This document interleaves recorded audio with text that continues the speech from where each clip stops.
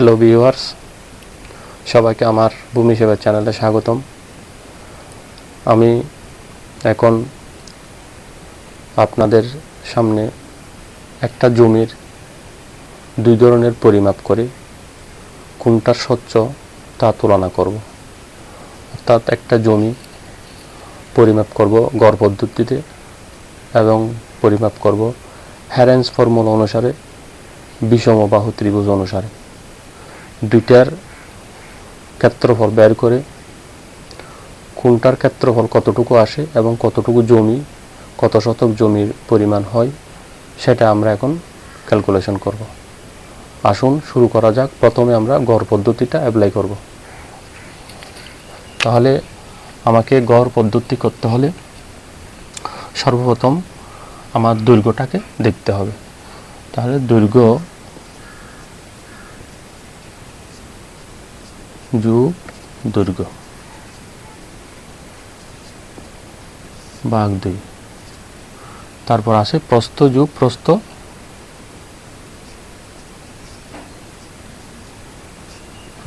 যোগ প্রস্থ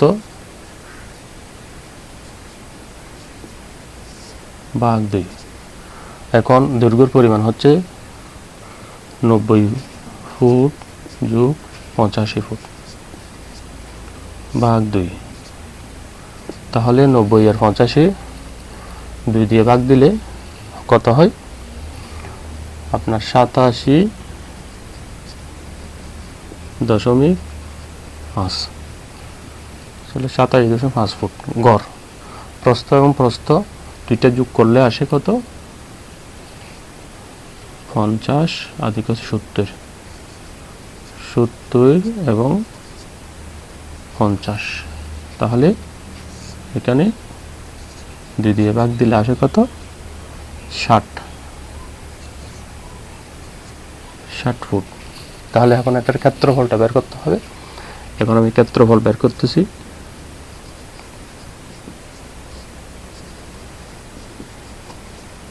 ক্ষেত্রফল কি? দৈর্ঘ্য গুণ প্রস্থ।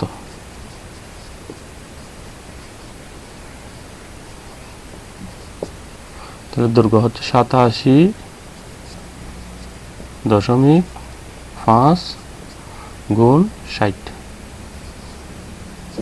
তাহলে এই দুইটা গুণ করলে কত আসে? এখন এই দুইটা গুণ করলে আসে আপনার 87.5 গুণ 60, 5250 বর্গ ফুট। 5250 বর্গ ফুট। তাহলে আসুন 5250 বর্গ ফুট। তাহলে 5250 বর্গ ফুট গড় পদ্ধতিতে। তা আমি এখন গড় পদ্ধতিটা করলাম আর কি।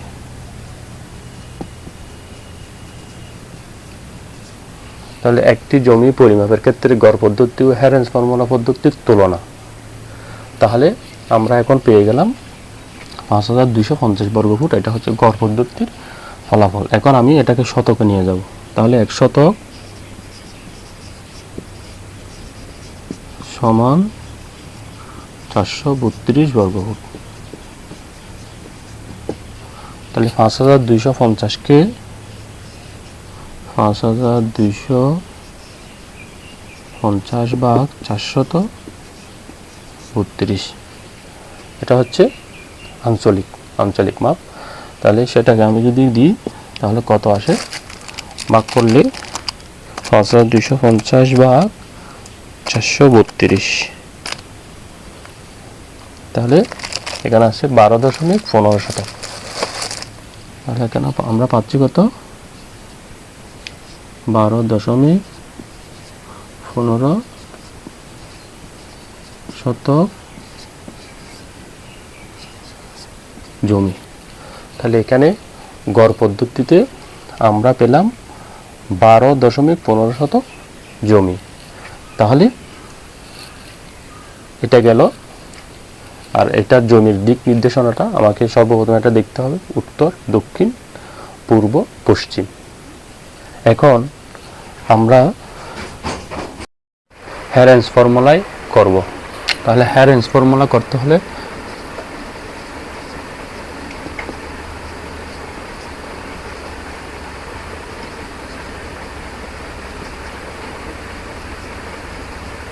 হ্যারেন্স ফর্মুলা পদ্ধতি, তাহলে হ্যারেন্স ফর্মুলা পদ্ধতিতে আমাকে করতে হলে প্রথমে জমিটাকে আমাকে বিষমবাহু ত্রিভুজ হিসেবে নির্ণয় করতে হবে।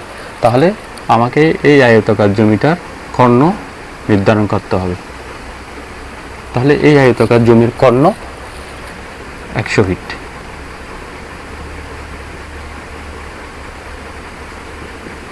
এই আয়তাকার জমির কর্ণ হচ্ছে 100 ফুট। এখন আমি হ্যারেন্স ফর্মুলা অনুসারে বিষমবাহু অর্ধ পরিসীমা হচ্ছে অর্ধ পরিসীমা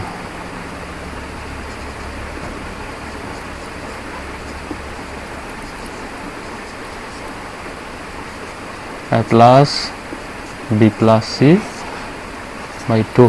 হ্যাঁ, তাহলে আমি অর্ধ পরিসীমাটা বের করতেছি। এখন এর মান হচ্ছে কত? 50। বির মান হচ্ছে 85, সি এর মান হচ্ছে 100 ভাগ 2। তাহলে 50, 85, 100, তাহলে এখানে হচ্ছে এখান থেকে 15 200, 235। তো 235কে যদি আমি 235কে যদি 2 দিয়ে ভাগ করি, 235কে যদি 2 দিয়ে ভাগ করি কত থাকে? 117.5।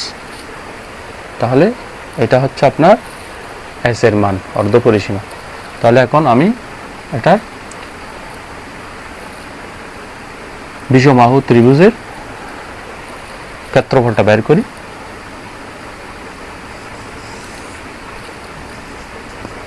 S into S minus A, S minus B, S minus C. তাহলে এস এর মান হচ্ছে আপনার 117.5। 100, এস এর মান 17.5 মাইনাস এর মান হচ্ছে 50, বি এর মান হচ্ছে 117.5 মাইনাস বি এর মান হচ্ছে 85, 117.5 মাইনাস 100। এখন আমরা বিষমবাহু ত্রিভুজের 117.5 ইন্টু 117.5 থেকে 50 গেলে কত থাকে? তাহলে 67.5 গুণন 117.5 থেকে 85 চলে গেলে কত থাকে? তাহলে এদিকে 15, এদিকে হচ্ছে 17.32 ইন্টু 117.5 থেকে 100 চলে গেলে থাকে কত? 17.5। তাহলে এই সবগুলোকে এখন আমরা গুণ করব। তাহলে এগুলোকে আমরা গুণ করলে 117.5 ইন্টু 67.50 গুণ 32.50, 32.50 গুণ 17.5, 17.50। তাহলে রুট ওভার আসে কত?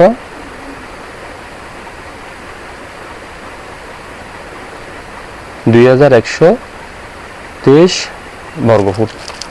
তাহলে আমার 2123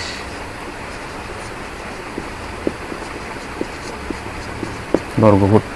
তাহলে এটা 2123 বর্গফুট। এটা হচ্ছে 1 নম্বর। তাহলে আমরা 1 নম্বর এর বিষমবাহু 1 নম্বরের কত বর্গফুট আছে? 2123 বর্গফুট। এখন আমরা 2 নম্বরটার পরিমাণ বের করব। তাহলে 2 নম্বরের পরিমাণের ক্ষেত্রে আমরা কি করব? 2 নম্বরের পরিমাণ বের করতে হলে আমাদেরকে অর্ধ পরিসীমা আবার আগের মতো বের করতে হবে।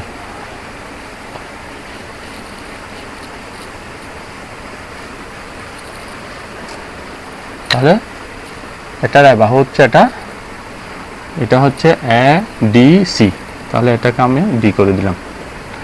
এখন আসুন এর মান হচ্ছে আপনার 90 ফুট, যোগ ডি এর মান হচ্ছে 70 ফুট, সি এর মান 100, তাহলে এখানে ভাগ 2। এখন 90 160 260, তাহলে আমার এখানে থাকে 130, তার মানে এটা এস এর মান। তাহলে আসুন root over S into S minus A S minus B S minus C. এখন এটার মানটা আমি বসাই। এস এর মান হচ্ছে 130, 130 মাইনাস এ এর মান কত 90,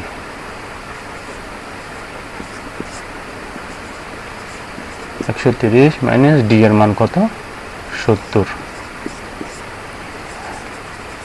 130 মাইনাস সি এর মান হচ্ছে 100।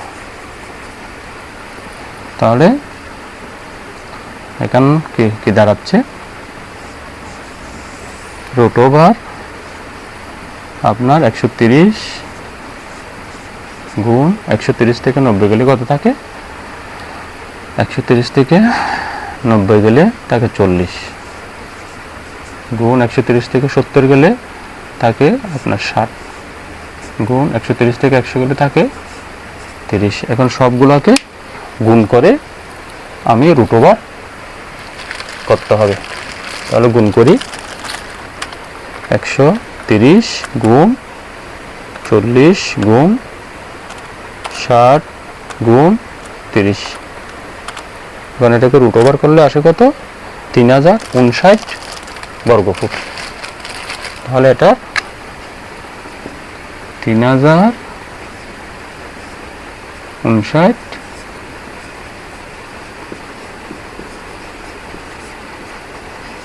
বর্গফুট। তাহলে এটার পরিমাণ দাঁড়াচ্ছে কত 3059 বর্গফুট। এখন আমি দুইটাকে যোগ করতে হবে। তাহলে এটা করার পরে আমাদের অর্ধ পরিসীমার মান বেরিয়ে আসলো 3059 বর্গফুট।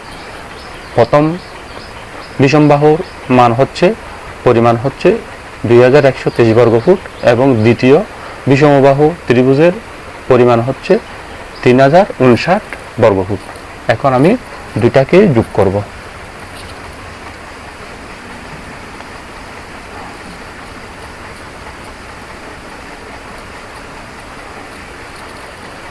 তাহলে আসুন 2123 যোগ 3059, তাহলে 2 1 7 8 1 5182 বর্গ টোটাল জমির পরিমাণ। দুইটা বিষমবাহু ত্রিভুজের পরিমাণ হচ্ছে 5182 বর্গ ফুট। এখন এই 5182 বর্গফুট জায়গাকে আমরা শতকে নির্ণয় করব। তাহলে 1 শতক সমান 432 বর্গফুট।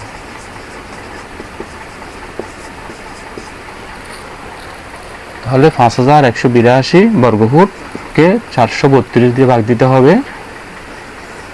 5182 বর্গফুট ভাগ 432, এখানে কত আসে আমাদের রেজাল্ট 5182 ভাগ 432, এখানে আছে 12 শতক। এখানে আসতেছে আপনার 12 শতক জমি। তাহলে এই বিষমবাহু হ্যারেস ফর্মুলা অনুসারে আমরা যে বিষমবাহু ত্রিভুজ আকারে করি, তাহলে আমাদের রেজাল্ট আসতেছে 12 শতক জমি। আর গড় পদ্ধতিতে করেছিলাম তখন আসছিল কত? 12.15 শতক জমি। এখন আমি দুইটার তুলনা করব, কোনটা স্বচ্ছ, কোনটা আমরা গ্রহণ করব। তাহলে আসুন, গড় আর হচ্ছে আপনার বিষমবাহু। তাহলে গড়ের পরিমাণ ছিল কত? 12.15। তাহলে মাইনাস বিষমবাহু হচ্ছে 12। তাহলে তাকে কত? 0.15 শতক। তাহলে এই 0.15 শতক জায়গা গড় পদ্ধতি অনুসারে আমাদের বেশি ছিল। কিন্তু স্বচ্ছতার ক্ষেত্রে যেহেতু আমরা এটা তুলনা করতেছি, আমরা তুলনা করতেছি, সেক্ষেত্রে আমরা কোনটা আমাদের জন্য গ্রহণযোগ্য হবে সেটা তুলনা করতেছি। সেহেতু আমাদের জন্য গ্রহণযোগ্য হবে বিষমবাহু ত্রিভুজের পরিমাণটা।